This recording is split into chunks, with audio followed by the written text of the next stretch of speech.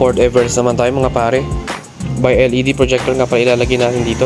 Kaya tara, open na natin tong headlight. Ito nga pala Everest na medyo madali pang gawin.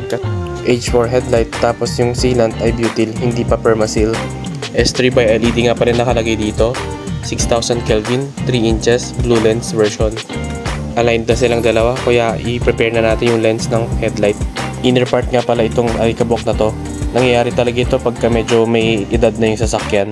Kaya ito nilinis na natin para mas malinaw yung buga, saka mas malinis din tignan. Ito nga pala yung shroud na ginamit natin para malinis din tignan, saka OEM na butyl sealant para reusable pa rin. Present ka din pala dito yung mga vent patches natin at naglagay din tayo ng rubber dust cover para silyado pa rin yung headlight natin.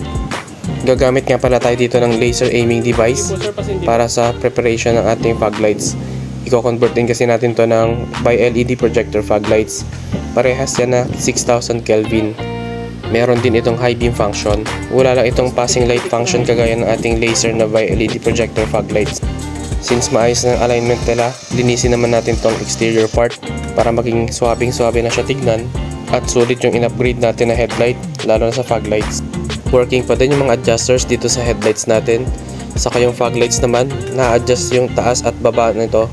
Galing pa nga pala ng South sila sir. Thank you nga pala Sir CJ. Kung interested kayo magpagawa, message nyo lang ako sa Facebook or dito sa TikTok, Garage58 Retrofit Works.